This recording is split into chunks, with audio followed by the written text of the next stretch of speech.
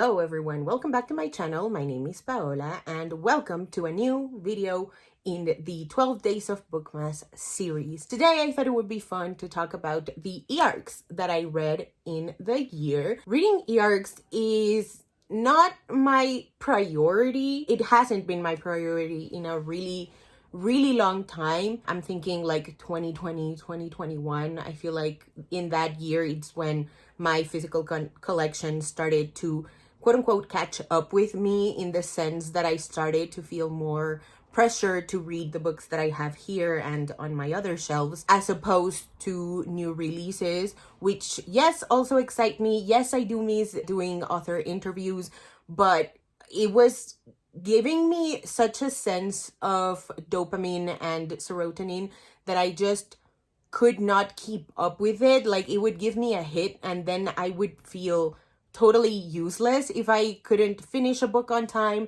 And so a lot of these books are e-arcs that I should have finished so long ago, with the exception of a couple, and I'll make a note to point that out. Starting off with the adult e-arcs that I read, we got The Wolf and the Woodsman by Ava Reid. This is inspired by Hungarian history and Jewish mythology, and it follows Evike, a young pagan woman with hidden powers, and the one-eyed captain of the Woodsmen, as they take on a journey and become sort of reluctant allies so that they can thwart a tyrant. I have two main highlights for this book. Number one being the lyrical prose. If you are into purple prosy type of fantasy, if you enjoyed Anna Marie McLemore's novels in the past, I feel like you would definitely enjoy Ava's writing. And highlight number two were the themes of displacement, colonization, and heritage. The way that they were woven into the narrative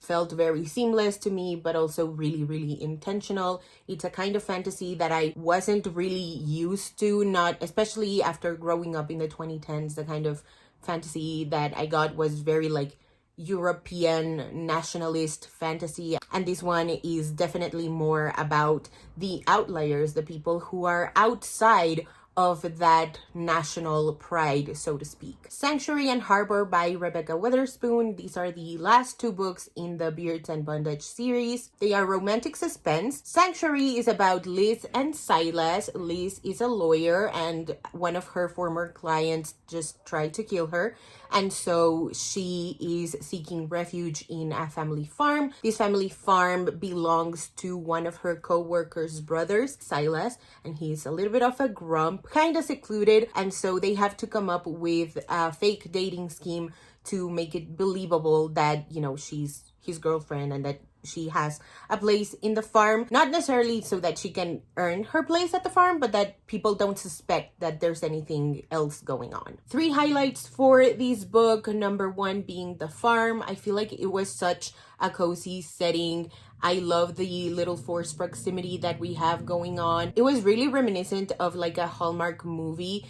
And even though the themes that these novel covers can be a little heavy, I feel like the farm was a little bit of a soft place for Liz to land. Number two, the fake dating, grumpy sunshine dynamic that Liz and Silas have going on.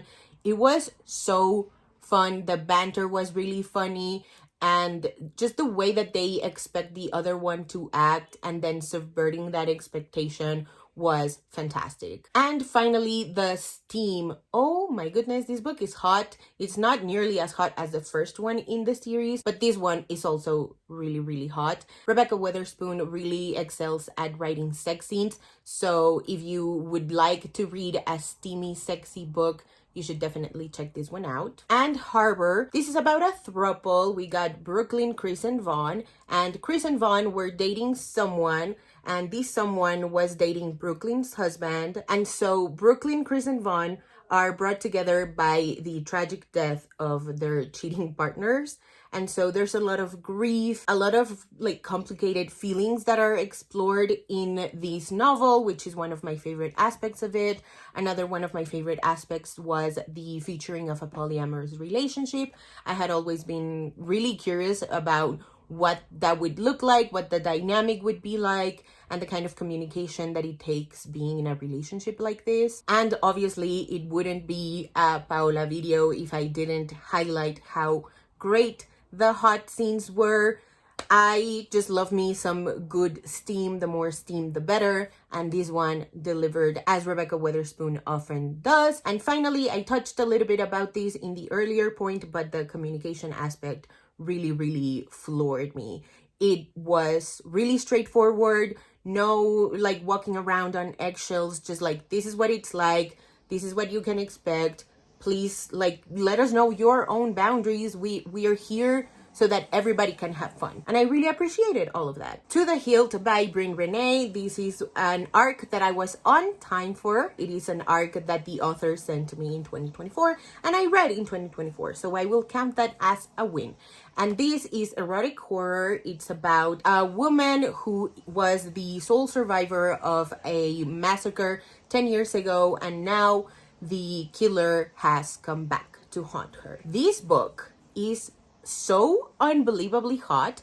It is quite short. I think it has like less than 50 pages or something like that. And I think you will enjoy this book if you like twisty, fucked up stories, and if you like twisty, fucked up stories with a lot of steam. Another arc that I was on time for was Sunny Days by Jack Harben. This is another erotic horror story. And for this one, I'm gonna read you the little synopsis. It says, in Sunny Days, Nathan must come face to face with the horrors that happened at Camp Sunny Days 20 years ago, but he'll soon learn that no secret can stay buried forever. It's another really, really hot one. It stays true to its genre, erotic horror, and I think you will enjoy this one if you root for the underdog, and if you root for the underdog to not only succeed, but to also have great sex. On to the poetry books. I want to talk about Rivka by Mohammed El Kurd. For this one, I am going to read you the little synopsis because I never know how to do synopses for poetry books. So here we go. The book, named after the author's late grandmother, who was forced to flee from Haifa upon the genocidal establishment of Israel, makes the observation that home takeovers and demolitions across historical Palestine are not reminiscent of the 1948 Nakba, but are in fact a continuation of it, a legalized, ideologically driven practice of ethnic cleansing. I love the timeliness of this. I think this book came out in 2021, maybe 2022. That's when I was approved for this arc, or maybe it was just available for download on Edelweiss, I want to say. And so I definitely got to this one late. I think this book really excels with the like visceral wording that you need to write such a book. If you know anything about Mohammed El Kurd, you know he's extremely well spoken and he's also like extremely enraged, as he should be, and I love that about him. The way that this poetry is written, it's lyrical and visceral, and it gives you the right amount of rage and the right amount of heartbreak and also the right amount of hope. Please check it out if you haven't already. The other poetry arc that I got to experience, because I listened to it as an audiobook on Storytel, is Forest of Noise. It was written and read by Mossab Abu Toha, who is also a Palestinian poet, and this is described as a powerful, capacious, and profound new collection of poems about life in Gaza by an award-winning Palestinian poet. This is the most lyrical poetry book that you will ever read, and I'm telling you, the audiobook experience is so solid. I 1000% recommend the audiobook. Hit me in all the right places. It hit me in places that I wasn't expecting to be hit. Definitely check this one out. I also love that it's raw and honest. It pulls at your heartstrings, like I already mentioned, and it's also full of love and hope. Moving on to my middle grade reads, we got Crucita and the Mariacheros by Ashley Granillo. This is another one that I was on time for. I got approved for this arc in 2024 and I read it in 2024. Yay, Paola. Anyway, this is middle grade contemporary and it's about Crucita, who wanted to spend her summer with one of her white friends. I think she's also like a white Mexican-American girl, but anyway, this girl is waspy, and so she wanted to spend her summer with that friend, and she wanted to participate in a contest, in a singing contest, and her family is like, no, no, no, we need you here, and you can kind of help us with the restaurant that has been struggling ever since her uncle passed away. And so Cruzita is obviously not on board with this, and so to sort of leverage with her, to sort of assuage her anger, I think it's her mom or maybe her grandma who enroll her in mariachi classes. And so she learns how to play the violin, and she learns how to play as a team, and she makes new friends, which is one of my favorite things about middle grade novels. I love when kids are taken out of their comfort zone and are pushed to just become better. I love the themes of friendship, and I loved the mix of music in this novel. The Mexican American characters are helping Cruzita learn a little bit more about Tex-Mex music like Selena and Mexican music like mariachi. The Curse and Spectacle Key by Chantel Acevedo. This is middle grade mystery, and this is a really sweet ghost story about a Cuban American boy who befriends a pair of spirits and tries to break the curse on his island home. Two highlights on this book. Number one, the creepiness of it. I have found my love for horror / mystery middle grade. I think it's so fun, and I think it is executed in a really brilliant way. And the other highlight is, of course, the family secrets. You know, I love, love, love the family drama, the family keeping secrets from the kids who are way smarter than they get credit for, and it obviously keeps me glued to the page with anticipation. On to my young adult novels. You Are Not Supposed to Die Tonight by Kaylin Bayron. This is YA horror. It's a slasher, and it's about Charity, who is working as the final girl in this camp where they recreate the plot of a classic or a cult classic slasher movie. One of my favorite things about it was how much it reminded me of Fear Street and Scream, and this book just subverted my expectations in ways I wasn't looking for it to surprise me, because, you know, like, slashers are very straightforward. They're kind of like rom-coms in that way, that they have their own formula, but every once in a while there's one that really takes you by surprise, and for me it was this one. I also love that it is gay and just how twisty it is. Till the Last Beat of My Heart by Luangi Beaumontes. This is YA contemporary fantasy, and it's about Jackson, who is the teen son of the town's mortician, and it's about him accidentally bringing back his crush from the dead and the race against time that they have to bring Christian back for good. This is another really great novel about uncovering family secrets. It's really well paced in the way that it's not keeping information from you just to create tension. There's a purpose to it, and again, the pacing at which the secrets and the magic that Jackson is learning is really, really well thought out. And I think I also mentioned this in my previous video, but I just love the romance. It is so sweet. I am a sucker for soft boys in fiction and first love stories. This is Me Trying by Raquel Marie. This is YA contemporary, and it's about two estranged best friends, Beatriz and Santiago, who have not seen each other in 2 years after the funeral of their mutual best friend.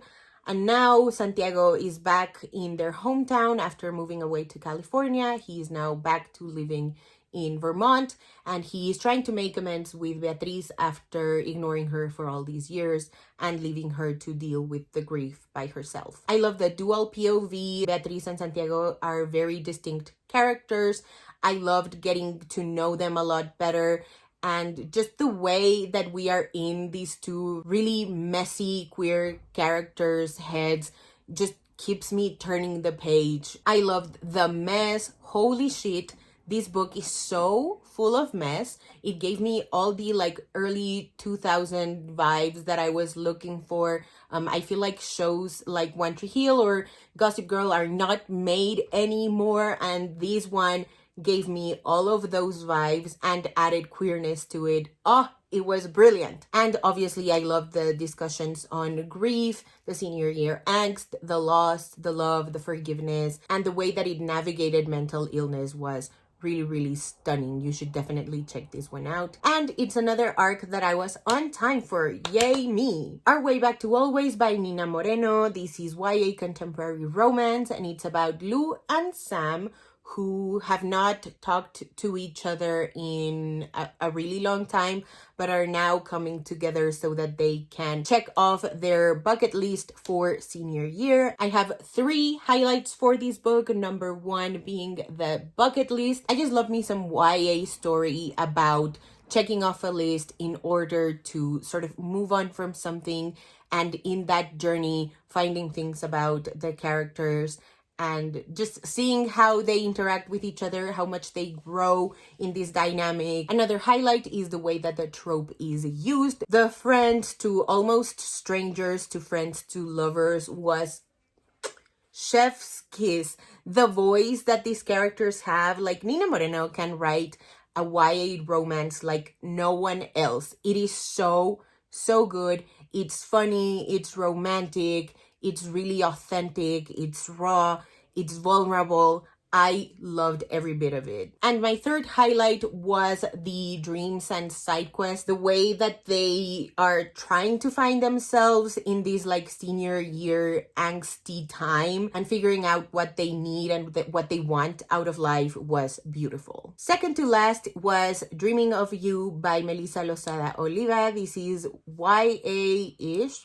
and it's a novel in verse. It is weird, and it's about this girl. Her name is Melissa, and it's about how she brings back Selena, the singer, from the dead. Again, it's just really weird. You have to be really locked in so that you can sort of get through the motions of what this book is trying to say. It's about grief and parasocial relationships and fandom and celebrity and the way that we dehumanize celebrities and the way that we would treat a celebrity if we knew them as their human selves as opposed to their like celebrity persona. And last but certainly not least, we have the other arc that I was on time for, approved for in 2024 and read in 2024, Leap by Simina Popescu. It was written and illustrated by Simina Popescu.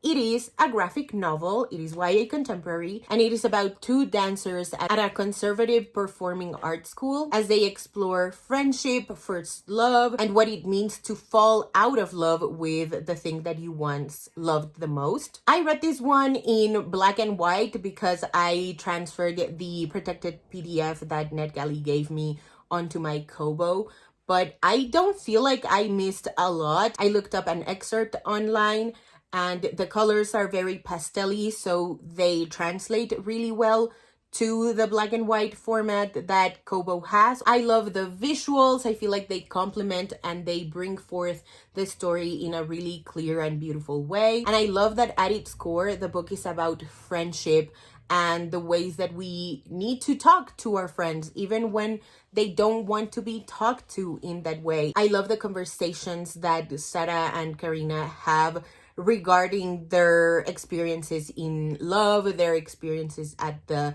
conservative performing arts school, and the bond that they form comes out very organically, very naturally. It's just really beautiful. Please go check it out if you haven't already. Alrighty, so that is it for today's video. Thank you guys so much for watching. If you haven't already and you'd like to, go ahead and hit subscribe, and I'll see you in the next one.